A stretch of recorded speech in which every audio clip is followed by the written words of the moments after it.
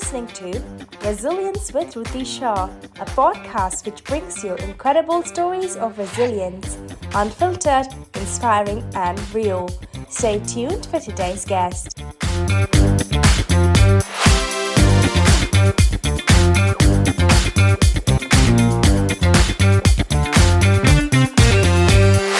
In this episode of Resilience with Dhruti Shah, we are joined by Ankur Bhatia, a health transformation coach, co founder of Pivot Health, and a passionate advocate for nature based healing. From a high paced corporate career in banking to becoming a wellness entrepreneur, Ankur's journey is one of radical reinvention. He brings a unique blend of Eastern wisdom and modern science to help people take charge of their well being. So let's get right into it and hear more from the man himself. Hey, Ankur, thank you so much for joining us at Resilience with Dhruti Shah. It's such a pleasure to have you here. Thanks, Dhruti. I'm getting opportunity to connect with your audience and share whatever my experience in the entrepreneurship journey has been. Yeah, and I think there is a lot that you have to share. But let's start at the start, as we say, right? So take us back to that moment when you realized that health will be your life's work. What really sparked that passion for you? So, journey actually, I would say the trigger was my son's illness. So, he got a incurable skin allergic reaction. We Mm-hmm. went to different doctors and even explored the alternative medicine in this case, but we were Right. not getting any sustainable solution to it. And Mm-hmm. that's when we got in touch with one of the natural healers and lifestyle experts who Mm-hmm. guided us to make progressive changes. And best part was that they also explained us why he's experiencing those. So he was just Mm, a 7-year-old boy, and we were wondering that where to go and what to do. It's too younger age to take any strong medication to solve that. yeah. And when we made those progressive changes, within 6 months to 8 months, we saw a significant drop in the frequency of those episodes and intensity as well. And after a few months post that, those last set of episodes, it kept on reducing. And within a year, he was completely cured. There was no episode which were happening. So that triggered a question in me that, how come when we have so well developed healthcare system and they didn't had a solution, and even on the alternate healthcare, and this thing got resolved through simple but very effective lifestyle changes, which were in his diet, in his sleep, in the kind of movements and other things which they suggested, which a Mm, child could do, obviously. yeah. And that then led my journey to explore that in depth. I started reading. I started doing workshops, attending Mm, workshops, and also studying about nutrition, exercise, uh, mm, and how the physiology, so that was also important aspect of my learning.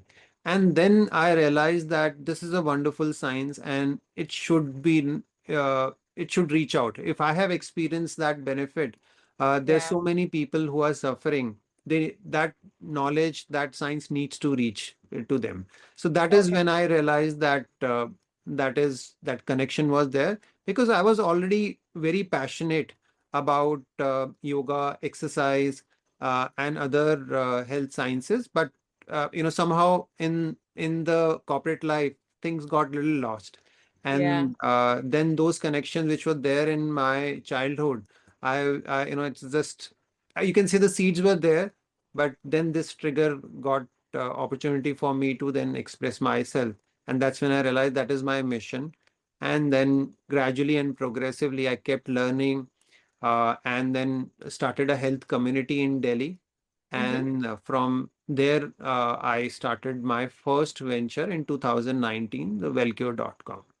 That's right. And yeah, so that has been my journey, which started with a health uh, issue in my own family, and Mm. reached into a manifested into a, I would say, a health mission for me. Yeah, I think it was always like you rightly said, the seeds were already sowed in that sense. And you just took this as a trigger for you to be able to do something larger and make it more mainstream. Because you did mention you did a lot of research, you read up a lot of things, you visited a lot of different doctors, and finally something resonated with you, a form of treatment. And I think you wanted to bring that to the citizens at large in that sense, right? So you did co-found Wellcure, from what I understood, right? And I think the focus was on preventive healthcare and group coaching in that sense. So when you exited the company after a few years, right? How did you view it? Like, because this was something you were so passionate about, and typically in our society in general, when we think about exiting something or quitting something, we view it as a failure. How did you view it, Ankur? What was going on? So, how society views a failure, especially in India, is slightly different from way I think. And then, yes, a lot of conditionings and people around you make you feel that it sounds like a failure. But I think it was not a failure on two fronts, because when I started Wellcure, my aim was to create an impact, and Mhm. on that respect, we were able to make impact with thousands of people, whether they got influenced through our programs and workshops or coaching, and a lot of them we have thousands of health journeys, what we used to call them, and it Hmm. still there, that how they were able to transform their lives or their family in terms of health, which obviously, like me, we I could sense and see that those journeys were there. So in that sense, that impact was there, and I'm very proud of it that through our work we were able to reach to so many people and influence their life positively. And second was, yes, there were certain learnings on the way, that how you could do better. And for me, I feel it's not about falling in any respect, but it's about getting up again and again. So that for me represents a real success. And I do felt that in this journey, that impact was made, and that was my first entrepreneurship experience. So that learning is invaluable. That will stay with me all my life. So I see it as an opportunity for me to make me learn, which I wouldn't have learned in any business school or in any book or any course. What that 4 years taught me and inspired me to actually achieve my mission. Yeah, and that capability to get up again and again is what we call resilience, right?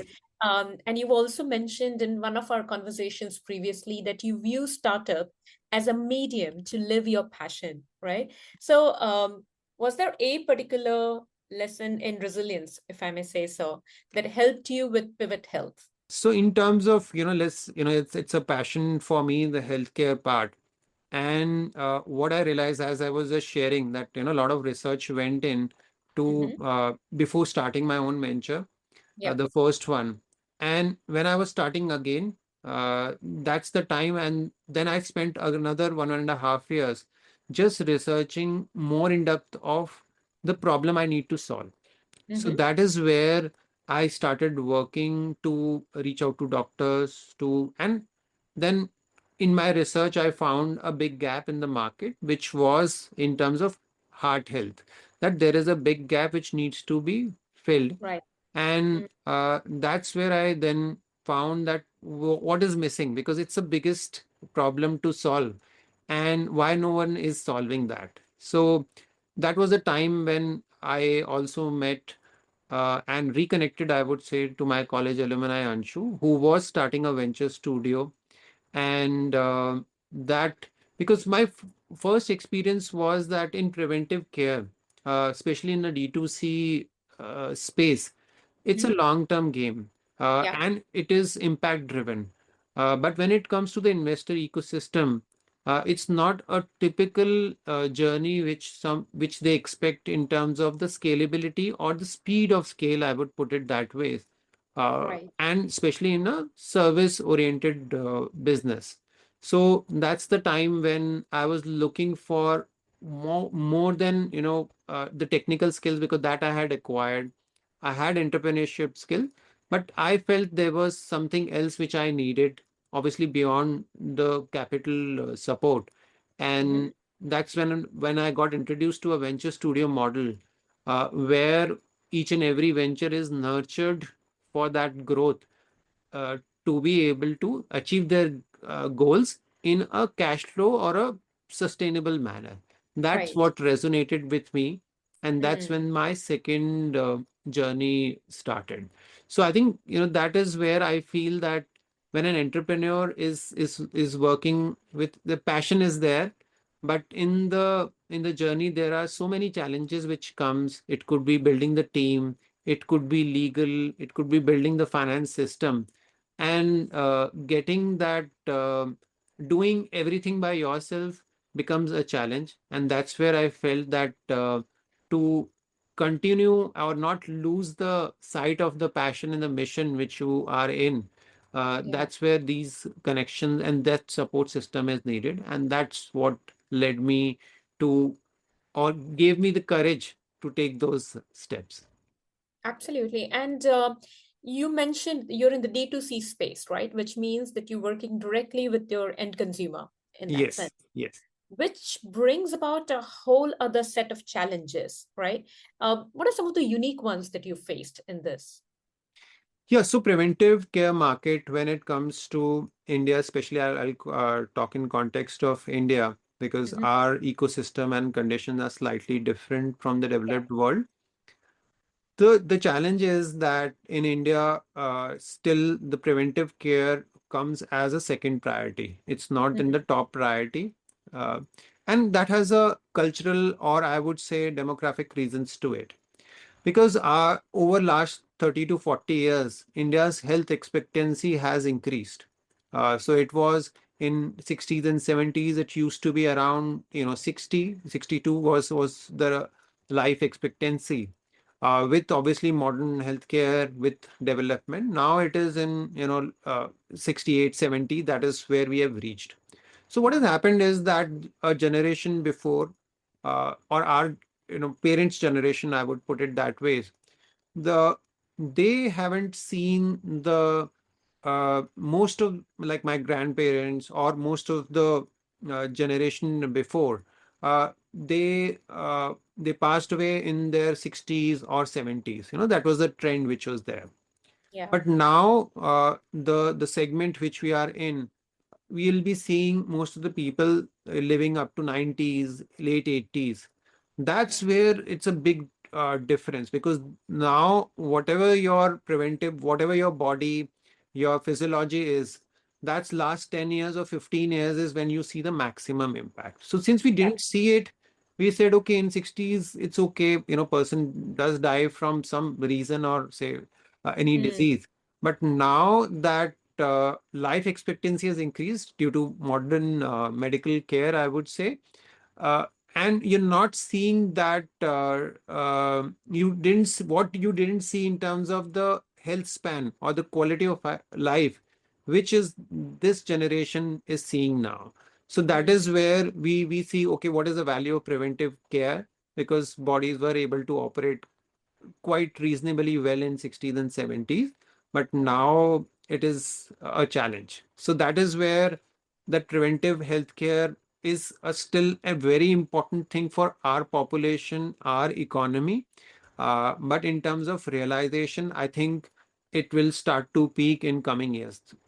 Post COVID, there have been significant increase in the interest. That's what I saw in Velcure. Hmm. And now I see that, after that, there was a slight downward trend, but now things are picking up, as we are now seeing a lot of corporate executives, people in their 40s and 50s, they are facing some chronic issues, Hmm. chronic health issues, sudden heart attacks. A lot of things have started to come. Now that realization is coming. Oh, okay. So now it is not about that 70s, 80s, quality of life. Now it is becoming a question that how we can survive or not face a risk which completely disrupts our lives, our career, our work, our mission. So Yeah. that is where I had a one major, I would say, learning and realization as a trend. I would say I see it. Second is in the ecosystem, we have that habit of or ease of access to medicine. You can go down to any chemist and buy any medicine which are ideally should be prescribed. So Mm-hmm. that becomes the first solution. Okay, I have a fever, I can just go and buy an antibiotic, I'll be okay. I'm experiencing pain, I can go and buy a painkiller. So that ease of access means that uh, that is the first point, an easy point for people to do it, because a preventive care or change in lifestyle requires some amount of effort, Yeah. and that inertia to change is there. So these are the few trends which I've seen in preventive healthcare. But as I said, that change, that inflection point is coming, and people are realizing that it is important not only in terms of how their quality of life will be, but also to de-risk and make their lives better. And I think the third phase will also come, where people start to realize preventive health, it is not just prevention from disease, but it becomes performance oriented. How Mm-hmm. an entrepreneur, how a founder, how a leader or a CXO, when they are doing, they should think that how their physiology can help them improve or their performance. Just like we have athletes, they train themselves Yeah. so that they're able to perform at their peak on the field, both mentally and physically. And Yeah. that's where I think now we should start seeing healthcare intervention, lifestyle intervention, not only to prevent a disease, but perform better on the task, on the career mission, whatever you have. Yeah, and I think you beautifully brought that into the mission as well, right? For Yes. Pivot Health. That's precisely what you intend to do. And I think you're one of the few companies that have taken the lead in this stream. And creating awareness is the biggest thing right now, I think, because it's a mindset shift that you're looking at. Some of it may come naturally to people, some of it through education, through campaigns and all of that. So I'm sure the team is busy doing that right now in terms of creating awareness. So good luck to you on that.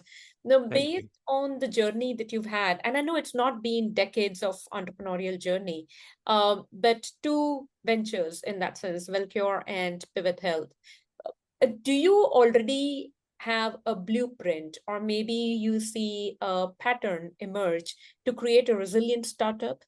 Yeah, so in terms of blueprint, based on my learning, because between Velcure and Pivot, I Mhm. was back working in corporate sector, in Right. the start within the startup ecosystem only. So that's when I got opportunity to see different startups at Hmm. different stages.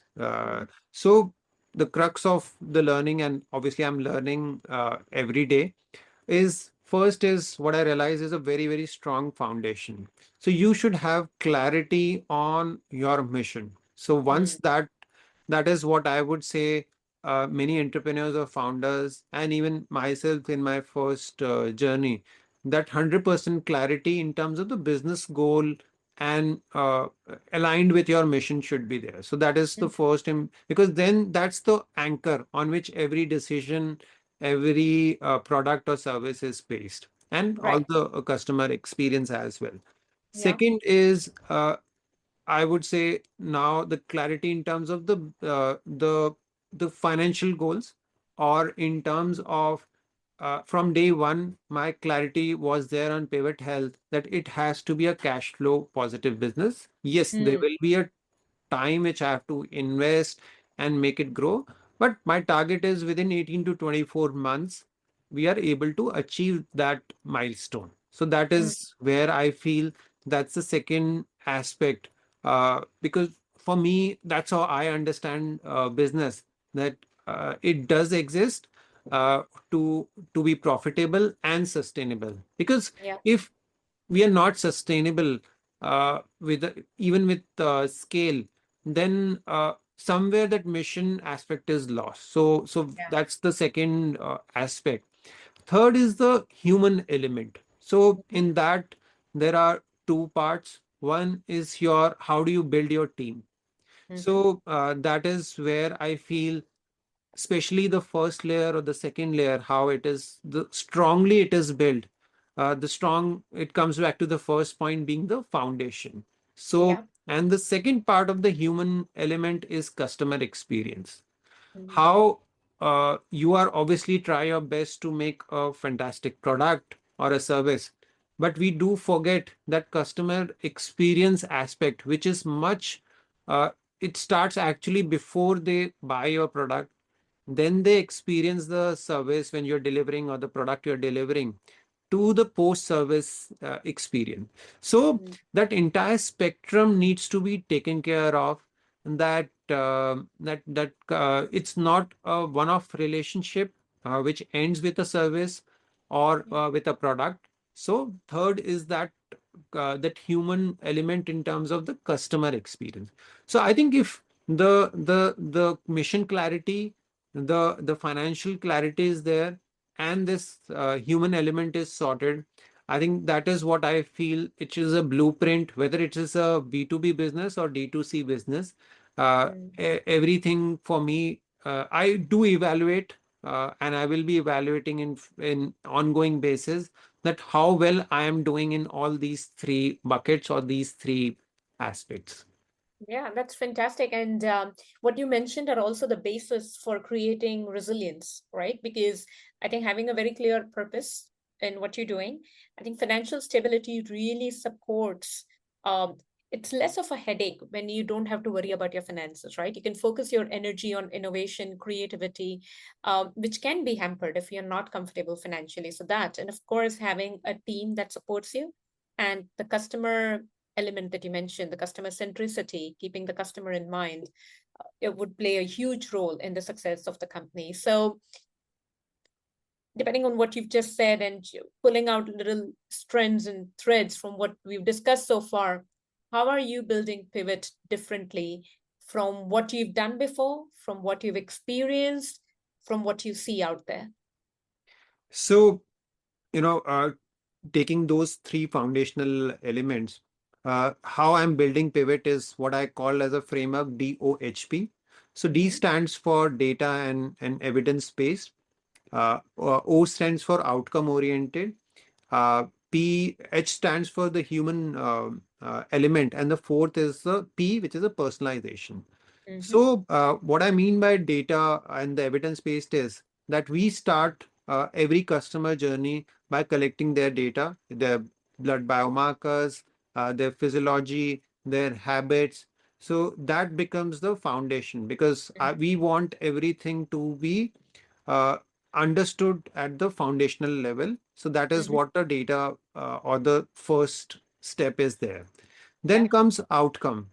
So, any healthcare aspect, it should be outcome oriented, which needs to be more holistic. So, that's when we do the first step, the data part. We have a 360-degree view of our client, not only in Mm-hmm. terms of their physiology, but at what kind of aspect they are facing in their life. Are they undergoing a lot of stress, and how their lifestyle is? So that view is there. So the outcome is based more holistically, that out of that risk profile or those three, four areas which needed a work upon, these on those basis, the goals are set and then outcomes are set, which are both Mm-hmm. objective. Maybe it is weight, maybe their insulin levels or any blood biomarkers which are little off. And second is subjective. How do they feel? Do they feel strong? Do they feel in control of the situation? How do they feel mentally? So that Mm-hmm. becomes the outcome orientation. Right. Then comes the third element, which is the human element. Mm-hmm. Yes, we are living in an age of technology where on a click of mouse you can just type in I'm facing this. Chat Mm-hmm. GPT can give you outcomes and results. This is a diet plan, this is an exercise plan. But Yeah.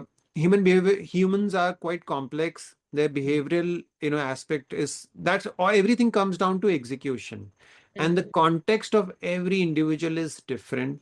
So that's where we, for all our programs, we have human element. That means an exercise coach would be there, a nutrition coach would be there, a yoga coach would be there, and overall health coach would be there, who's like a project manager for each and every client. So all the three aspect, on a week on week basis, client is interacting with a live human, who can listen to them, who can understand their context, their challenges, and keep refining whatever their actionables are. Then last comes the personalization aspect, which comes obviously from the human element, because every individual context is different. Gender, age, their social demographic. They live in a city. Maybe there is someone, like few of my our clients. They have a 2 to 3 hour daily travel schedule now Wow. versus someone who's working from home. The context is completely different. So you can't Mm. have a cookie cutter plan for them. Someone may have preference for running, someone may have preference for swimming.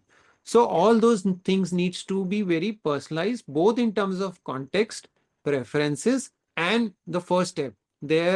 Their physiology will be very different. Each and individual person is different. So that's where I am building Pivot. And obviously on the business side, the goal remains that it has to be cash flow positive and Yeah. impact oriented. I love how practically you're building it. There is a very clear vision. There is a passion, of course, for what you're doing. And then with data, outcome, human element, and personalization, you just it seems to be foolproof, right? In that sense, in what you've created. So, Ankur, one is where we create resilience in the startup by, following certain steps, by having your blueprint, right? How did you, as an entrepreneur, as an individual, build your own resilience? Do you have a blueprint for that? Yes, Dhruti, I call that as a resilience operating system Mm-hmm. because, as an individual, you have to build a very strong ecosystem to be resilient. Yeah. Individual, you have, I would say, a limited capacity, or I would say a limited fuel which is there. But Mm-hmm. in you need to have at least three set of pillars, I would say. Mm-hmm. First and foremost is your family, Yeah. because they become the very important system. You may have odd hours, you will have a lot of stress, and you may not be able to give family that much time. So having that anchor for me was very, very supportive. My wife was very supportive all throughout the journey, even when taking the decision to take the jump, and Yeah. in the difficult times which Mm. which I faced at different points in my entrepreneurial journey.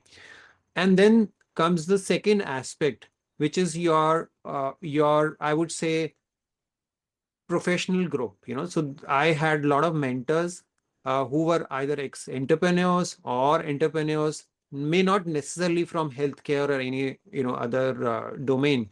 So Mm-hmm. that is where I did had uh, leadership coaches or mentors, professional, helping me throughout the journey, guiding me when I was stuck, or I had two ways, which way both looked right or wrong. They helped me guide it with their own experience and perspective, and then left that decision to to me. And third comes the community. So community, where I mean is two parts. The entrepreneurial community, because we have to normalize our success and ups and downs, and Yeah. every entrepreneur goes through it. But when you are isolated yourself, you'll feel it's happening only to you. But when you That's interact with 10 other entrepreneurs, you learn it. And then the fourth part, or the sub part of the community, I would say third element in within community, would be the industry. So within the healthcare industry, you interact with other preventive healthcare. It could be individuals who are trainers or nutritionists, or running a diagnostic business. So who are operating within that ecosystem, because then you can learn how the customer trends are changing, what are the yeah. new aspects. We spoke about technology, how technology is influencing and changing. So that's where I feel that a resilient operating system needs to build, which should have the family, the mentor or the ecosystem, and the third is your community, which includes the entrepreneurial community as well as your sectoral, I would say, community. Yeah, that's fantastic. And it's also about staying tuned in that sense, right? And I think a lot of times what people don't end up doing is asking for help when they need it, and Yes, yes. impact their resilience as well. I think that vulnerability is also required. So thank you for sharing that, Ankur. I think that's a brilliant point. That brings us to the rapid fire round. For you, I've created a list of 4 questions, and of course, like any rapid fire, bring it on. Make it quick, make it fast. Sure. So the first question to you is one health habit every entrepreneur must adopt. So for me, that one health habit is recovery. And Mm, what I mean by that is the three pillars for every entrepreneur is when it comes to health is its diet, sleep, and exercise. yeah, So, but we all have a very hectic, very unpredictable schedule. So yeah, I make sure that uh, I don't have a second or a third bad day. So there, mm, I could have one bad day or two bad day, yeah, and I will never let a third bad day come. So for mm, me, that is where I feel that to be 100% compliant will never be practically possible. But yeah. I follow this rule and I do recommend to all my peer group as well. Amazing. The biggest mistake you've made in your startup journey. So for me, the biggest learning, I would say, more than a mistake, was not focusing on one or two areas. We Mm, tried to focus on too many aspects and one go instead of building a strong foundation on one or two areas and then take it from there. So mm, focus on the best two areas or best one or two priority areas, go deep, and then build the third and fourth. yeah, so prioritize accordingly. Yes. Great.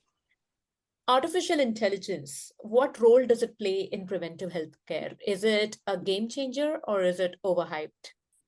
So I would say AI in current times is an enabler. Mm, So we do, use in our approach as well, but it enables to give a top class customer experience. It makes our systems and processes more efficient. So I would say in terms of healthcare aspect or in case of pivot, for us, mm, it is a very important enabler, but do not replace the human aspect of our work. yeah. Clearly, yeah, because human element is so important in Yes. the DOHP as well that you mentioned. If you could give one piece of advice to your younger entrepreneurial self, what would it be? It would be take risk early. That gives you leverage of time.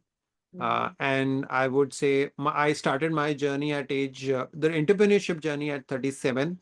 mm, Ideally, if I would have started, say, 6, 7 year earlier, say in my early 30s or late 20s, that's would have given me more leverage.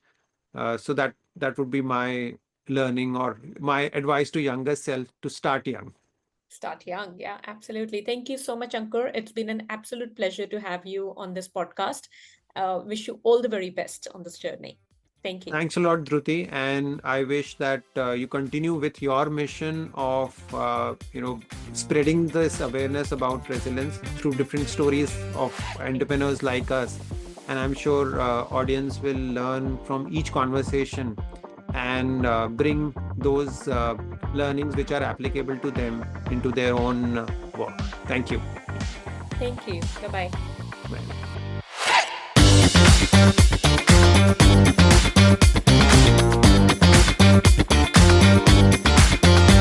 All right, another fantastic conversation. Let's bring in our producer, Ramana. Hey, Ramana. Guys, hey Dhruti. Hey, Ramana, we typically hear that entrepreneurship is about turning a crisis into an opportunity. And I think Ankur is such a living proof of that, isn't it? Yeah. Well, and what really stood out for you in this conversation? So, Dhruti, again, yes, such a amazing conversation with Ankur. I think I like the fact that, how deeply Ankur believes that experience is the ultimate teacher. And whether it's not about whether you succeed or fail, it's more about Yeah. what you learn from living through something that really shapes you, right, Dhruti? And And I think, Dhruti, that's what resilience is all about. Getting back up, learning, evolving, coming back stronger, right? Yeah. And one of the beautiful things Ankur demonstrated, and again, we heard that, his entrepreneurship journey has not been very long, but resilience is also about knowing when to stop. So when things didn't work out for him at his previous startup, at his previous venture, he cut the cord. That takes courage, Ramana. That takes a lot of courage. Yeah. So what really comes up for me is, in a world that often reacts after the fact, Ankur's approach reminds us that true resilience, it really lies in preparing, adapting, building something better before it is too late, isn't that? Yep, absolutely, Dhruti. Completely agree with you there. Yeah, and I'm so glad we had someone who's not had that entrepreneurship, decades of entrepreneurship under his belt. He's just getting started, and I'm really excited to see what the future holds for him. So, folks, that's it. Another great conversation. We'll be back with a new entrepreneur on their journey. What's that been like? So stay tuned in, and we'll see you soon. Until then, take care. Bye-bye.